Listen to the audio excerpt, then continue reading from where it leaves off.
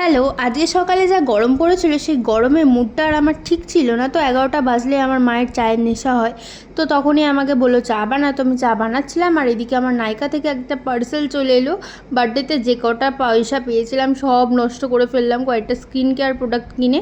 তো তারপরে মাকে চা দিয়ে দিলাম আর মায়ের এই চক্করে আমিও রোজ এই গরমের মধ্যে চা খাই। দেখো, আমি কন্ট্রোল করতে পারি না এই চা দেখলে, তো আমিও নিয়ে নিয়েছি চা।